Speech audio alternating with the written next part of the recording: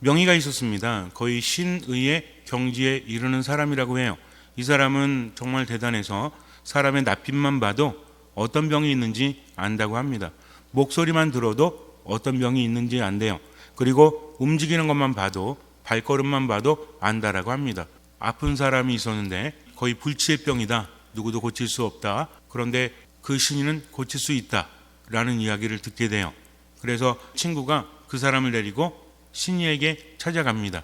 그런데 그 신인은 아픈 친구는 보지 않고 그 사람만 보는 거예요.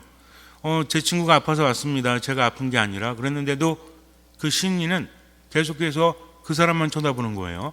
그리고 이렇게 말합니다. 옆에 있는 친구분은 한 달 걸리겠습니다. 그런데 당신은 1년이 걸릴지도 몰라요. 웬 뚱딴지 같은 소리야. 무슨 말입니까? 그랬더니 옆에 있는 친구는 병이 드러났기 때문에 명확한 진단을 하고 언제까지 고칠 수 있다라고 말할 수 있지만, 당신은 몸속에, 마음속에 엄청난 병을 품고 있다. 그런데 그것이 아직은 드러나지 않아서 스스로 아픈 줄 모르지만 당신이 더 오래 걸릴 것이다. 빨리 치료하지 않으면 큰일 난다 라고 말을 했다고 합니다. 비웃었죠. 나는 아픈 게 없는데. 그런데 친구의 진료가 끝나고 밖으로 나오는데 바로 쓰러졌어요. 그리고 그 사람은 아주 오랫동안 치료를 받아야 했다고 합니다.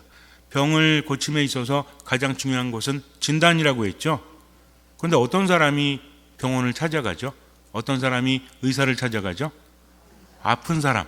정말 그럴까요? 병원에 간 사람은 아픈 사람이겠지만, 그렇다면 병원에 가지 않는 사람은 아프지 않은 사람일까요? 우린 여기서 한 가지 생각을 해봐야 됩니다. 병원에 가는 사람, 의사를 찾아가는 사람이 아프기는 해요. 그러나 병원에 가지 않는 사람도 아플 수 있다라는 가능성은 배제할 수 없다는 겁니다. 왜냐하면 병원에 찾아가는 것은 우리의 선택이기 때문에 그래요. 우리의 머릿속에 또는 우리 신체 일부분에 어떤 계측기가 있어가지고, 야, 너 간이 안 좋은 것 같아, 너 신장이 안 좋은 것 같아, 너 위가 안 좋은 것 같아, 그러니까 빨리 병원에 가봐라고 하면서 우리에게 알려주면 얼마나 좋을까요? 그런데 그렇지가 않다는 거죠. 누가 먼저 알아야 됩니까? 내가 먼저 알아야 한다는 거죠. 그래서 뭘 키운대요? 병을 키운다고 하죠. 병을 키우고 싶어서 키우는 분이 어디 있습니까? 강아지도 아니고 고양이도 아니고. 그런데 스스로가 자각하지 못하거나 무시하기 때문에, 우린 참 그래요. 다른 사람은 눈에 잘 보이는데 난 안 보이죠? 다른 사람이 어떤 옷을 입었는지는 우리가 잘 보이지 않습니까? 지금의 상태는. 근데 내가 어떤 옷을 입었는지 제대로 보여요? 물론 이렇게 부분적으로 보일 수 있지만 전체적으로는 볼 수 없다는 것을 우리는 알아야 돼요. 나 자신에 대해서 가장 모르는 것이 나일 수 있다는 겁니다. 이것은 우리가 정말 묵상을 잘 해봐야 합니다. 나는 나에 대해서 너무나 잘 알고 있다라고 착각을 하지만 그렇지 않다는 거죠. 지금 나의 모습은 나보다 내 앞에 있는 사람이 더 잘 알 수도 있다는 겁니다. 우리의 마음도 마찬가지예요. 내가 정말 잘 알고 있을까? 아픈 줄을 알고 있다면 병원에 가겠지만, 그렇지 못하면 가지 못한다는 거죠. 내가 지금 화가 납니다. 왜 화가 나죠? 글쎄요. 스스로 알고 있다라고 하지만 정말 알고 있는 것일까요? 내가 지금 짜증이 납니다. 왜 짜증이 날까요? 내가 지금 우울합니다. 왜 그럴까요? 이것을 제대로 알지 못하기 때문에 많은 문제가 발생한다는 거죠. 그래서 병에 대해서 많이 알면 알수록 스스로 자가 진단을 하죠. 그 다음에 어떻게 해야 돼요? 병원에 찾아가서 의사하고 상담을 해서 정확한 진단을 받아야 합니다. 명의를 찾아가면 너무나 좋겠지만, 그러나 가장 중요한 것은 내가 아프다는 것을 스스로 자각하는 거죠. 이것을 알지 못하면 치료받을 수 있는 기회를 놓칠 수가 있어요. 그리고 너무나 늦으면 후회해도 소용이 없을 때가 있다는 것입니다. 그래서 나 자신을 잘 살펴봐야 돼요. 몸이 아픈지 아프지 않은지, 마음이 아픈지 그렇지 않은지를 묵상하면서 봐야 합니다. 깊이 들여다봐야 한다는 거죠. 그러면 그것이 무엇인지를 우리는 대략 알게 돼요.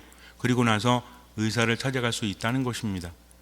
많은 사람들이 스스로는 괜찮다라고 하지만 그렇지 않은 경우가 더 많다는 거죠. 예전에 한 번인가 말씀을 드렸지만, 제가 어떤 본당에 있을 때 자매님 한 분이 아프셨습니다. 같은 레지오 팀에서 그분을 위해서 막 기도해 주었어요. 그리고 나서 나중에 돌아가셨는데, 그분이 아니라 옆에서 기도해 주고 함께 위로해 줬던 분, 이분은 자기 병을 몰랐기 때문에 그래요. 그래서 우리가 보통 골골 80이라고 하죠. 요새는 골골 몇이에요? 골골 120. 80은 뭐 나이가 많은 것도 아니지. 그런데 아픈 사람은 어디 자주 갑니까? 병원에 자주 가죠. 정말 큰일 나는 사람은 어떤 사람이야? 안 가다가 멀쩡하다고 하다가 확 쓰러지면 그 다음에는 큰 병일 확률이 크지 않습니까? 그래서 가장 중요한 것은 아픈 사람이 병원에 가는 것이 아니라 자기 병을 아는 사람이 병원에 간다는 겁니다. 스스로를 가장 모른다는 것을 먼저 인정해야만 된다는 거죠. 예수님께서도 그러셨죠. 그분이 많은 죄인들, 세리들, 이런 사람들과 함께 어울렸습니다. 왜 그랬을까요? 먹고 마시고 놀려고? 목적은 그것이 아니었다는 거죠. 그분은 하나님이셨습니다. 그래서 그분은 의사시요 치유하시는 분이다. 함께함으로 인해서 사람들을 치유했다는 거죠. 말씀으로 치유하십니다. 마음으로 치유하십니다. 함께하는 사람들은 회개를 했다는 거죠. 그런데 정작 경건하다는 사람들, 그리고 신앙이 높다라고 하는 사람은 오히려 예수님을 알아보지 못하고 그분이 왜 죄인들과 어울리는가, 여기에만 꽂혔다는 거죠. 스스로는 바라보지 못하고 누구만 바라본 거예요? 다른 사람만 바라봅니다. 자기 눈에 들보는 깨닫지 못한 채 남의 눈에 있는 티만 바라봤다는 거죠. 예전에 제가 신학생 때 청년들이랑 교사들이랑 신학생들이랑 함께 공원에 가서 맥주 한잔 마시면서 기타 치면서 노래를 하고 이런 적이 있었어요. 근데 의자가 있어가지고 몇 명이 앉았습니다. 그리고 나서 나중에 끝나고 나서 길을 가는데 얼핏 앞으로 간 사람의 엉덩이를 보니까 페인트가 묻어 있는 거예요. 얼마나 웃겨요. 페인트가 엉덩이 두 짝에 살짝만 묻어 있으니까. 그래가지고 막 둘이서 굉장히 웃었습니다. 근데 저 뒤에 있는 사람도 막 웃는 거예요. 왜 자꾸 웃지? 그리고 딱 봤더니 앉은 사람은 3사람이었죠. 그러니 몇 명만 묻었겠습니까? 3명이 다 묻었겠죠. 그런데 둘은 스스로를 바라보지 못하니까. 여러분들 자기 뒤에가 보이십니까? 안 보이잖아요. 다른 사람들은 보여도 내들은 안 보이잖아요. 내가 묻은 것은 모르고 다른 사람 묻은 것만 보고 웃고 있으니 이 얼마나 어리석은 일입니까? 참으로 안타까운 일이죠. 그런데 우리도 그래요. 정말 내 스스로가 아픈지를 알고 있는가? 바리사이들, 율사들이 다른 사람에 대해서 죄인으로 낙인 찍고 있지만 그러나 그들도 죄인이었습니다. 그런데도 그것을 알아보지 못해요. 마음이 겸손하지 못하니까, 마음이 어둠으로 가득 차 있으니까. 눈이 어두우니 마음이 얼마나 어둡겠습니까? 세상을 자기 잣대로 바라보고 있다는 거죠. 우리가 세상을 살아가면서 경계해야 될 여러 가지가 있는데 내 마음을 망치는 것 중에 하나가 뭐냐면 못마땅함이에요. 다른 사람들 보면서 못마땅하게 여기는 겁니다. 지적하고 못마땅하게 여기는 것은 내가 높다라는 이야기죠. 높다는 것은 교만입니까? 겸손입니까? 교만이라는 거죠. 이런 사람은 절대로 하느님을 알아보지 못합니다. 그저 못마땅하게 지적하고 판단하고 그리고 강요하고 조종하려고 한다는 거죠. 가장 큰 교만이 뭐냐면 다른 사람을 내 지배하에 두려고 하는 겁니다. 내가 높아지려고 한다는 것은 다른 게 아니에요. 잘난 체 하는 거, 이건 귀여운 겁니다. 뭐냐면 다른 사람을 움직이려고 하는 거죠. 조종하려고 하는 겁니다. 이게 엄청나게 무섭다는 거죠. 그래서 내가 가지고 있는 힘을 이용해서 다른 사람을 핍박하거나 다른 사람을 움직이거나 그렇게 하려는 마음 자체가 교만이라는 겁니다. 이런 사람들은 하느님을 봐도 알아보지 못한다는 거죠. 사람을 단죄하다가 누구까지 단죄합니까? 하느님마저 단죄한다는 거죠. 앞에 있는 의사를 알아보지 못하고 그 기회를 놓칠 수도 있다는 얘기입니다. 그러니까 늘 힘들고 늘 불편하고 늘 짜증나고 마음이 괴로울 수밖에 없는 거예요. 그런데도 그것을 알아보지 못한 채 자꾸만 더 그렇게 갈 수 있다는 겁니다. 작은 것에서부터 출발하는 겁니다. 이것을 우리가 분명히 알아야 돼요. 내 마음을 들여다 보아야 한다는 거죠. 예수님은 분명히 세리와 죄인들과 어울렸죠. 그런데 예수님이 그들로 인해서 부정해지는 것이 아니라 그들이 예수님을 통해서 정화되어졌다는 겁니다. 처음에는 알 수가 없죠. 물론 그 사람들의 행동이 모두 잘못됐다는 것은 아닙니다. 세리와 죄인들과 어울리면 됩니까? 안 됩니까? 안 되죠. 왜 안 돼요? 그들은 부정한 사람들이기 때문에 그래요. 중요한 것은 그들이 부정을 싣는 거죠. 그래야만 함께 어울릴 수 있기 때문에. 부정한 이들과 함께 어울릴 때 부정해진다는 것은 어떤 의미죠? 내가 나약하기 때문에 그들의 영향을 받을 수밖에 없다. 이것은 아주 중요한 겁니다. 여러분들도 그러잖아요. 아이들에게 어떤 친구들과 어울려라? 1번 나쁜 친구들, 2번 좋은 친구들. 좋은 친구들과 어울리라고 하죠. 왜 그래요? 영향을 받을 수밖에 없기 때문에 그래요. 마찬가지입니다. 부정한 이들과 함께 어울리다가 나도 모르게 그들과 휩쓸려 가지고 나도 부정하게 될까 봐. 그러나 더 큰 힘이 있다면 그들이 깨끗하게 될 수 있지 않습니까? 이게 더욱더 중요하다는 거죠. 무조건 부정한 이들과 어울리지 말라. 이게 목적이 아니라 부정한 이들은 어떻게 해야 된다? 회개하고 정화되어줘야 한다. 이게 더 중요하다는 것이었습니다. 그런데도 불구하고 사람들은 어떻게 해요? 하느님의 말씀을 제대로 이해하지 못하고 율법이라든지 정화라든지 이런 것에 대해서 제대로 이해하지 못합니다. 율법은 왜 있는 거죠? 정화의 의식은 왜 있는 겁니까? 하느님께서 단죄하시고 그리고 벌 주기 위해서 그것이 아니라 그것을 알고 정화되라는 거죠. 그것을 알고 율법을 지키라는 겁니다. 그래서 율법의 목적은 무엇이다? 율법의 근본 정신은 단죄가 아니라 사랑이라는 거죠. 무슨 얘기인지 아시죠? 법은 왜 있는 겁니까? 횡단보도에서 빨간불일 때 건너면 돼야 안 돼요? 왜 안 되죠? 횡단보도 아닌 데서 건너면 돼야 안 돼요? 우리 여기 광명사거리 앞에도 봤더니 펜스 같은 걸 다 쳐놨더라고요. 이렇게 펜스가 아니라 나무 기둥 같은 것들이 있죠? 왜? 무단횡단하지 말라고. 근데 그 앞에 있을 때는 차가 없을 때 특히 밤에는 유혹을 받아야 안 받아요? 받잖아요. 횡단보도는 멀잖아. 근데 여기서 바로 건너면 빠르잖아요. 이거 몰라가지고 멀리 돌아가라고 고생하라고 하는 겁니까? 그게 아니라 자꾸만 그러다 보면 사고가 날 수도 있기 때문에 그래요. 횡단보도가 있으면 차들도 서행을 하거나 멈춥니다. 그리고 그리로 건너면 안전하다는 거죠. 하지만 횡단보도가 아닌 곳에서 건너게 되면 위험할 수 있으니까 지키란 얘기죠. 목적은 무엇입니까? 거기 건너가면 잡으려고? 그게 아니라 안전과 사고를 방지하는 것이 목적이라는 거죠. 이것을 우리가 잊으니까 뭐라 그래요? 무단횡단하는 사람들 보면 아유 법도 안 지키고 아유 가서 죽어버려라 그냥. 우리도 마찬가지입니다. 여러분들 정말 조심해야 돼요. 그것이 왜 그런지를 사람을 보호하고 안전하게 하기 위해서 그렇게 하는데 우리는 어떻습니까? 우리 마음에도 있다는 거죠. 저 사람 저러다 큰일 나는 거 아니야? 이게 아니라 아니 저거 뭐야? 법을 어기고 지으리으리야. 이렇게 된다는 겁니다. 여러분들 바리사이들이나 율법학자들이 정말 못돼가지고 태장부터 안 좋아가지고 그렇게 봤을까요? 아닙니다. 자꾸만 근본적인 것을 망각하니까 문제가 발생한다는 거죠. 그래서 하느님도 알아보지 못했다. 처음에는 이게 좀 헷갈릴 수도 있겠지만 그러나 깊이 묵상해야죠. 예수님은 그들과 어울리면서도 말씀이 대단했고 기적을 행하셨습니다.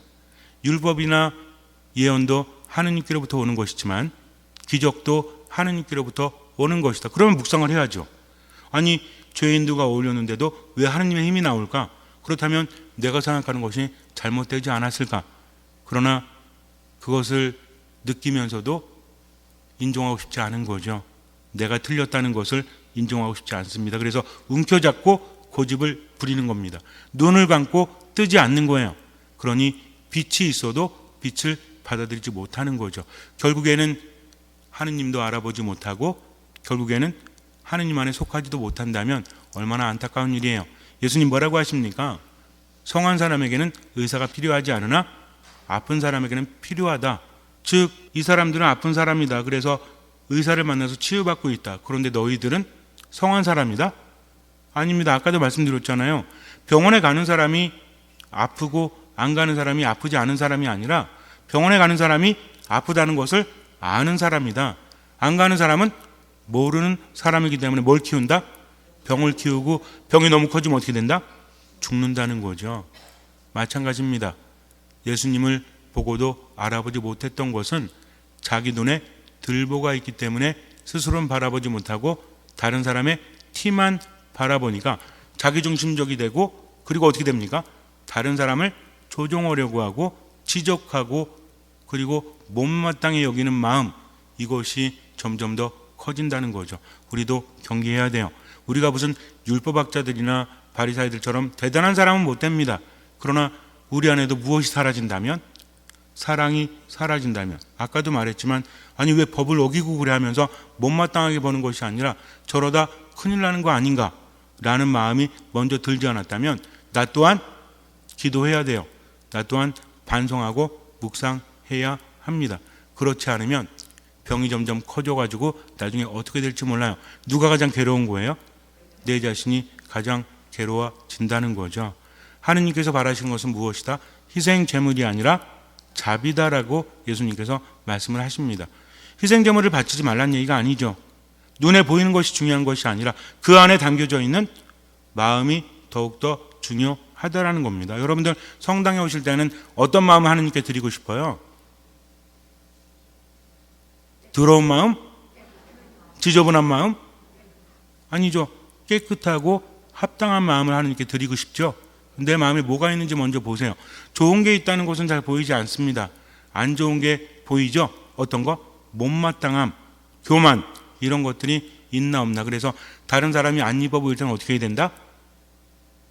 나 또한 하느님께 용서받아야 되고 얼마나 추한지를.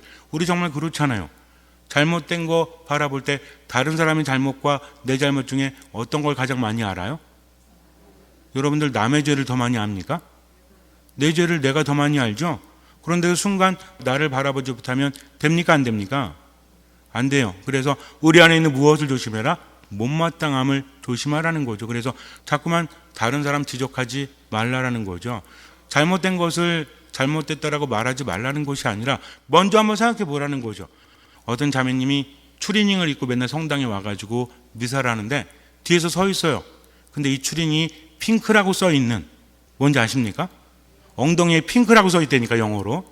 그러니까 이게 좀 뭔가 이렇게 좀 부담스럽고 좀 뭐라 그래요? 미사하면서도 분심이 들어야 안 들어요? 분심이 들어요. 저는 뭐 민소매 나시티, 미니스커트 이런 건 분심 안 들어요. 나름 꾸미고 왔잖아, 하느님 앞에. 근데 이거는 자다가 일어나서 왔는지 아니면 장 보러 갔다 왔는지 그냥 그러고 서 있으니 못마땅한 거죠. 미사 내내 마음이 불편했어요. 어느 날 한마디 하려고 밖에서 기다렸습니다. 마음 단단히 먹었어요. 싫은 소리 한다는 게 쉬운 게 아니니까. 그래서 자매님이 딱 나오는데 제가 뭐라고 그랬냐면, 자매님 그때 신부님 안녕하십니까 그러더니 얘기를 해요. 오늘도 미사할 수 있어서 행복하대요. 그러니 뭐라고 하려다가 미사하고 나서 행복하다고 하니까 말할 수 없는 거죠. 그분이 말합니다. 신부님 제 남편이 외인입니다. 그런데 성당에 나가는 걸 너무나 싫어해요. 제가 운동한다고 나와서 성당에 들렸다 가는 겁니다 라고 말해요.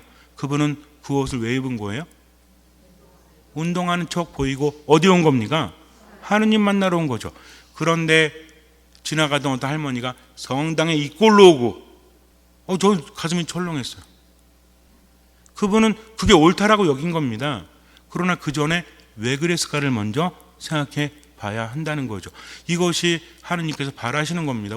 혹시라도 못마땅함이 마음에 있을 때는 가족이든 누구든 상관없어요. 그럴 땐 먼저 기도하십시오. 내 마음이 병들어가고 있기 때문에 그래요. 그리고 정말 사랑을 담아서 충고하는 것은 좋은 거죠. 하지만 못마땅하다면, 감정적이라면 하느님도 알아보지 못하고 치유받을 수 없음을 분명히 알아야 됩니다. 이게 안 되면요, 우리 하느님 안에 머물 수 없어요. 잠시 눈을 감으세요. 내가 바라는 것은 희생제물이 아니라 자비다. 그분께서 말씀하십니다. 어떤 이유가 됐든 마음속에 사랑이 사라지고 그 자리를 못마땅함, 부정적인 마음 이런 것들이 채우게 되면 우리는 나 자신을 제대로 바라보지 못합니다. 하느님도 알아보지 못해요. 내가 아프다는 것을 먼저 알아야 돼요. 그래서 치유하시는 분 예수님께 나아가야 합니다. 세상을 살면서 양심이 말하는 대로 살아갈 수 있도록 노력하세요. 그런데 기도하지 않으면, 그리고 듣는 마음으로 머물지 않으면, 미사 말씀 안에 머물지 않으면 내 양심이 점점 굳어가요. 하느님의 자리가 작아집니다. 그러니 오늘은 내 안에 못마땅함이 있나 없나, 못마땅함으로 인해서 나를 바라보지 못하고 다른 사람을 지적하고 또 그들을 단죄하고 있는 것은 아닌가 한번 생각해 봐야 합니다. 내 마음 그대로 하느님께 드리기 위해서 겸손해지십시오. 듣는 마음으로 지금은 살아가세요. 주님께서는 그 믿음을 보시고 우리 삶에 놀라운 기적을 일으켜 주실 것입니다. 아멘.